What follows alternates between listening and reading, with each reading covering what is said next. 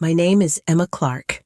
I'm 36 years old, a strategic investment director with a track record that should have earned me some damn respect by now. But none of that mattered.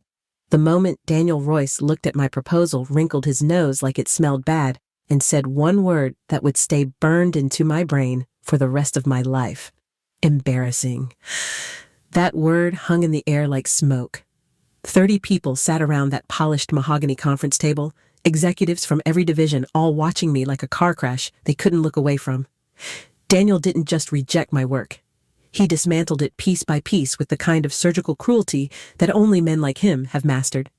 He held the binder I had spent 4 months compiling between two fingers like it was something he'd scraped off his shoe. Then he tossed it onto the table so casually that it made a thud that echoed like a gunshot.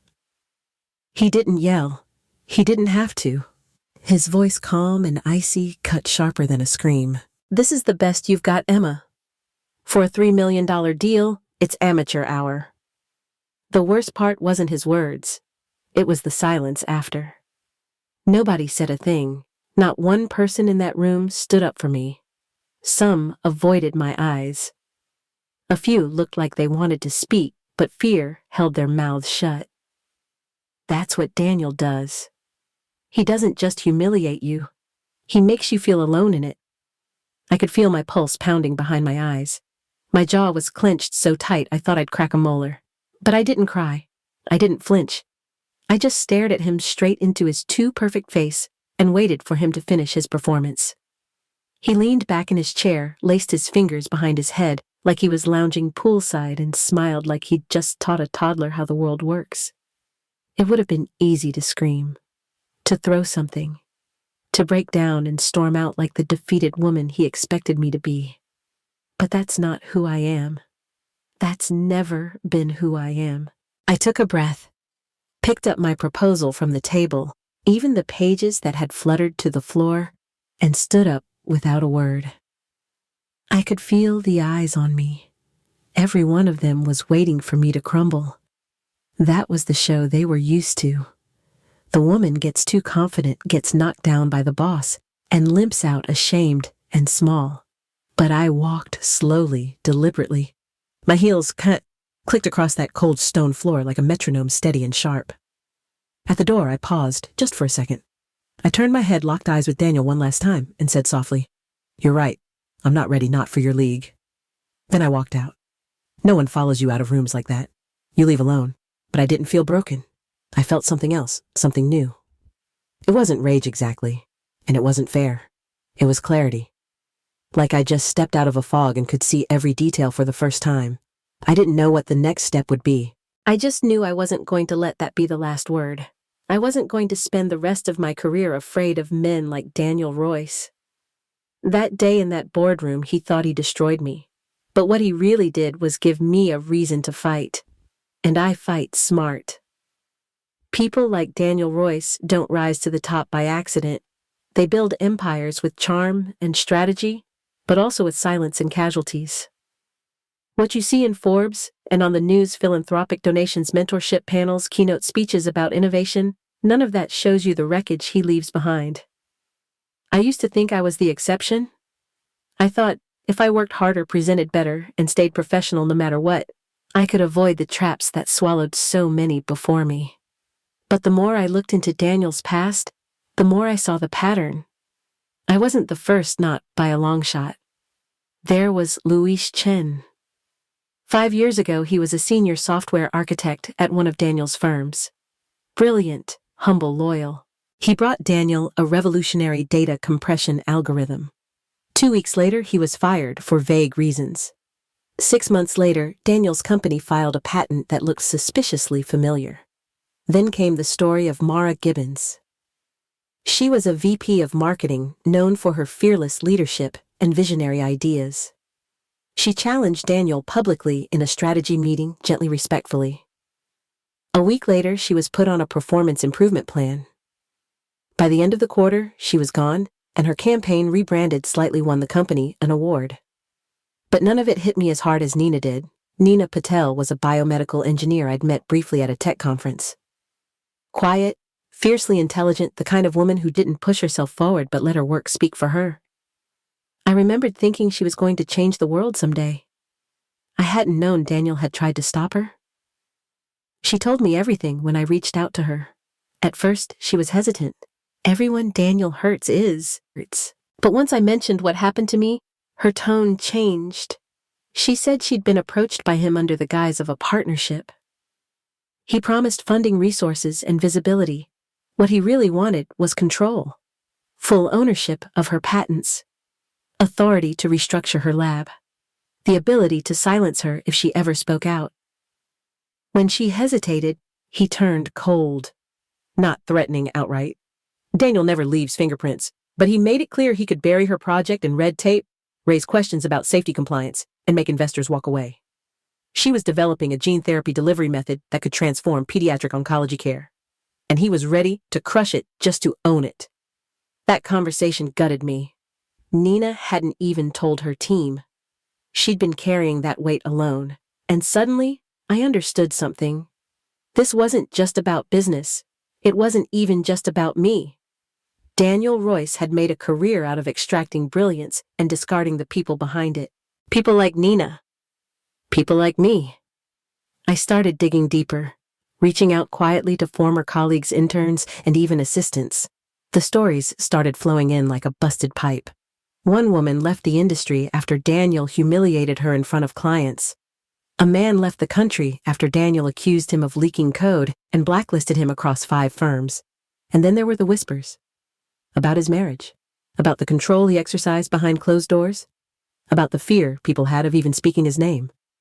None of it was enough on its own. But together, it painted a picture too sharp to ignore. Daniel wasn't just ruthless, he was calculating.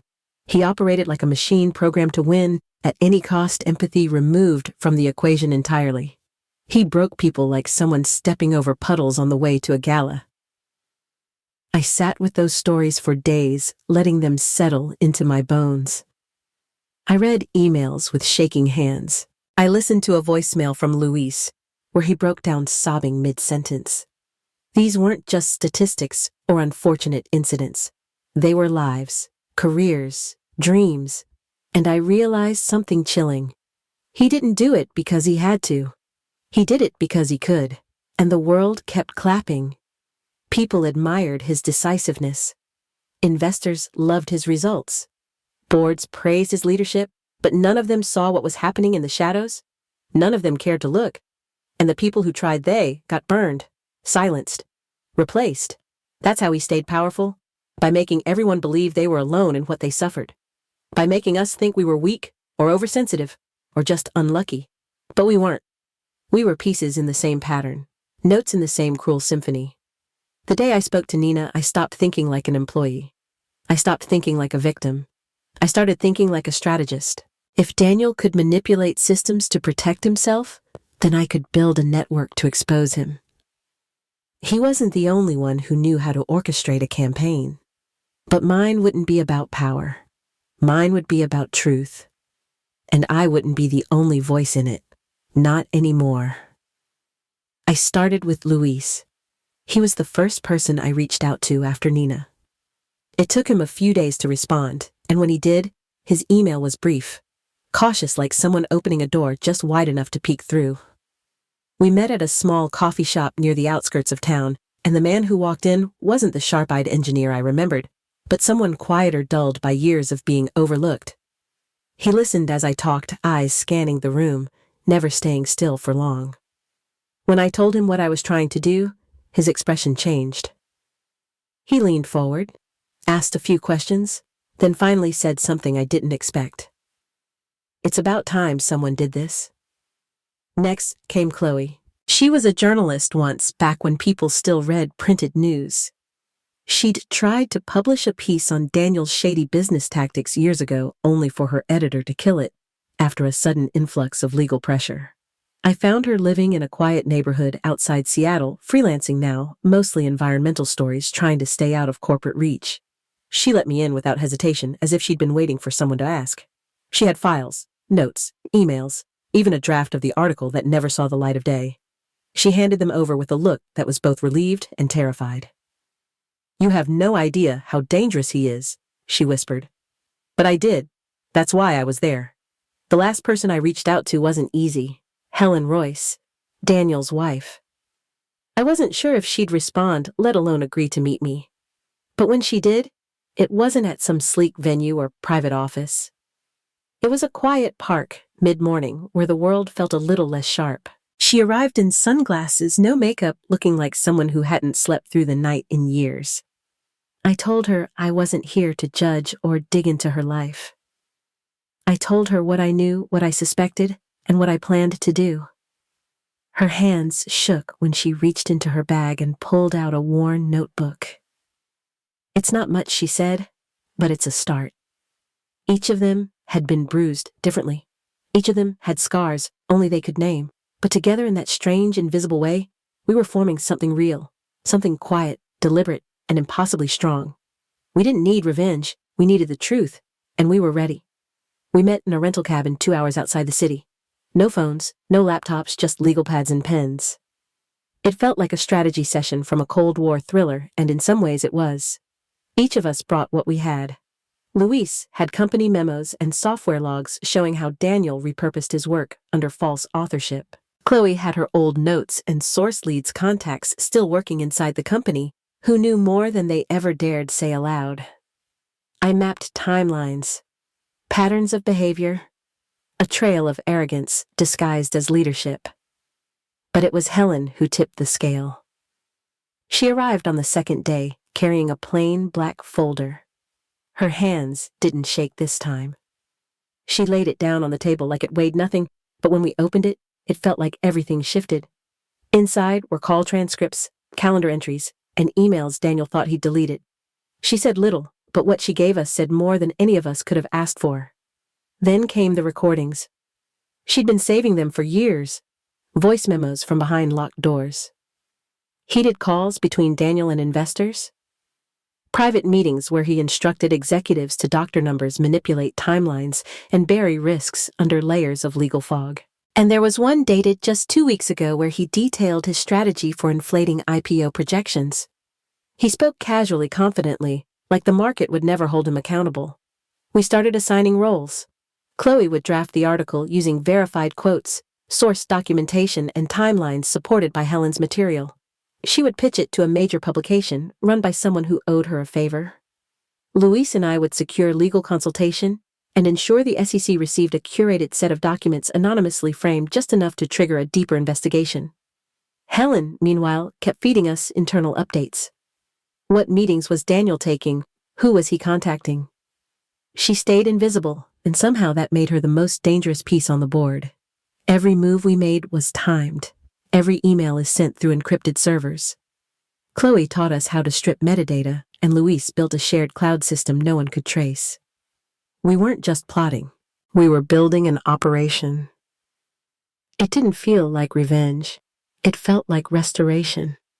A plan not built on destruction, but on exposure. The truth was the blade. We were just guiding it to where it needed to cut. It started at 8:00 a.m. sharp. Chloe's article went live on the homepage of one of the biggest business outlets in the country. By 8:07, it had already been shared over 1,000 times. The headline was clean. No accusations, just facts, financial inconsistencies, questionable leadership, anonymous testimony from former employees. But the body of the article hit like a sledgehammer. Direct quotes, time-stamped records, screenshots, audio clips. All of it verified. All of it is undeniable. By 8:30, the company's stock had dropped 6%. By 9:00, Daniel was in an emergency board meeting. Phones buzzed, PR teams scrambled. Analysts began pulling their projections from the IPO. Investors smelled blood, and it was everywhere. Luis monitored internal chatter through contacts still inside. The board was in chaos. Some directors were yelling. Others were demanding to speak to legal. No one defended Daniel. Not one voice said, "Let's wait for his side." The documents had already done the talking. At 10:00, Helen stepped in front of a podium in a downtown hotel conference room. No flashy backdrop, no corporate logos, just a banner behind her that read, "Accountability starts at the top." She didn't say his name. She didn't have to. The timing said everything. She spoke for just under 8 minutes, about workplace misconduct, about systems built to protect power instead of people, about the importance of believing survivors before they break. She was calm, graceful, unshakable, and for the first time in years, free. By noon, every major news outlet had picked up the story. Talk shows debated it. Podcasts started recording instant reaction episodes. Twitter was on fire. Hashtags climbed by the second, and the stock freefall. The IPO was dead on arrival. We sat in a hotel suite a few blocks away, watching it unfold in real time. Screens glowing, notifications piling up. None of us spoke much. We just watched the machine we had built do its work. At 12:47 p.m., Daniel Royce was removed as CEO by unanimous board vote. An internal memo confirmed it. Chloe read it aloud with a voice as steady as stone. He was being investigated for financial misconduct. Effective immediately. No severance package. We didn't cheer. No one popped champagne. It wasn't that kind of win. It was heavier, cleaner, like a weight being lifted not just from our shoulders, but from the industry itself. The house of cards didn't just collapse. It crumpled under its own rot. And in the wreckage, there was finally air. Finally, space for truth to stand up and be seen. I waited in his office. The assistant had let me through without question, still rattled from the morning's chaos. She said he'd be back soon, and I nodded like someone on routine business. The place was untouched. His chair still pushed back his monitor asleep, a framed quote on the wall about excellence. I sat across from his desk legs, crossed hands resting in my lap. Calm, present, ready? The door slammed open 40 minutes later. Daniel stormed in like a man still trying to outrun a fire. He didn't see me at first. He went straight to the desk, slammed his fist onto it, and let out a guttural sound that was half growl, half curse. Then he looked up and froze. His eyes locked onto mine, and for a moment all that anger turned into something rawer. Confusion? Disbelief. He hadn't expected this part. "What the hell are you doing here?" he said. His voice was hoarse. He looked like he hadn't slept. I didn't answer right away. I just smiled.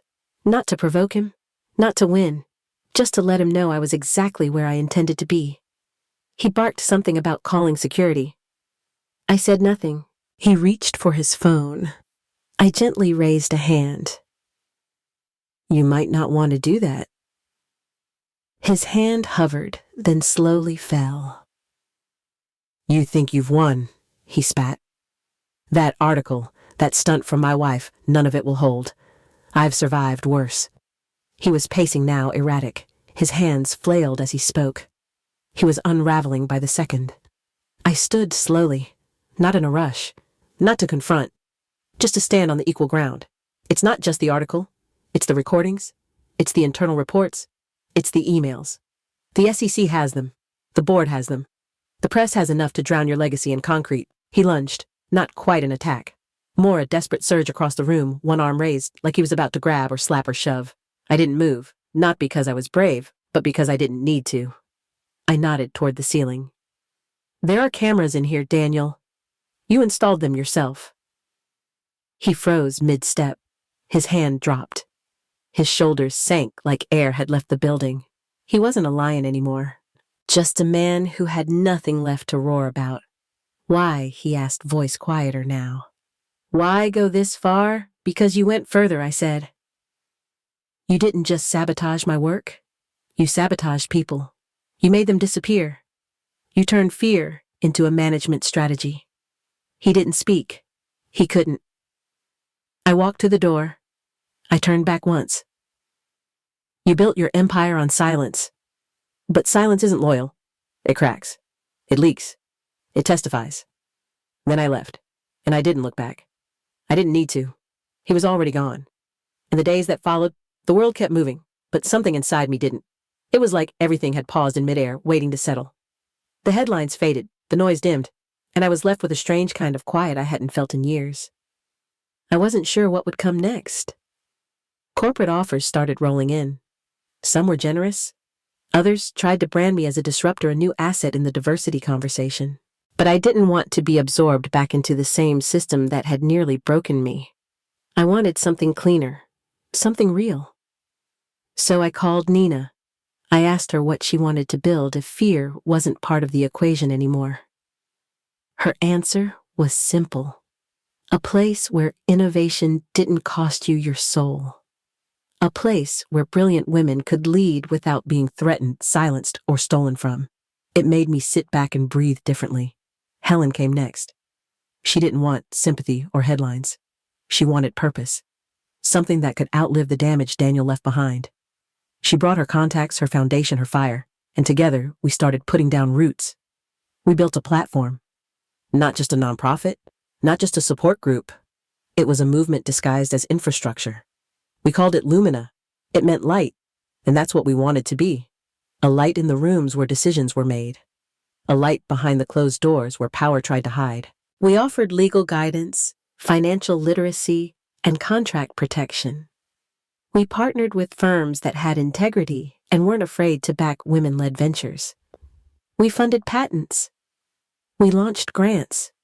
We hosted quiet retreats where survivors could exhale and remember who they were before someone tried to erase them. Word spread faster than we expected.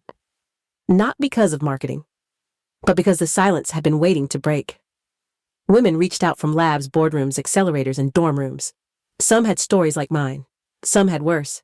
And all of them were tired of hiding. We didn't promise justice in a courtroom. We promised strength in numbers. We promised no one would have to face it alone again. Sometimes I still think about the moment Daniel called my work embarrassing. The irony doesn't escape me. That proposal, the one he tore in half, ended up being the blueprint for something far bigger than he could imagine. It wasn't just a business deal. It was the seed of a rebellion. I don't carry anger anymore. Not like I did. What I carry now is clarity. A kind of stillness that comes from knowing I stood up when it counted. That I wasn't swallowed by a shadow. That I helped others step out of theirs too. And if you're watching this wondering if any of this matters, let me tell you something I've learned the hard way. Silence protects the wrong people. Power multiplies when no one speaks. But the moment one person stands, really stands, others will too. You don't have to be perfect. You don't have to be fearless. You just have to be done with letting them win. If this story reached you even a little, hold on to that. Let it move you. Let it shape your next step. And when the time comes, don't wait for someone else to go first. Be the voice that cracks the silence. Be the one who says enough. Because when we do that, when we choose courage over comfort, everything begins to shift. Not overnight, not easily, but permanently. And that is how change begins. Quietly, unshakably, one voice at a time.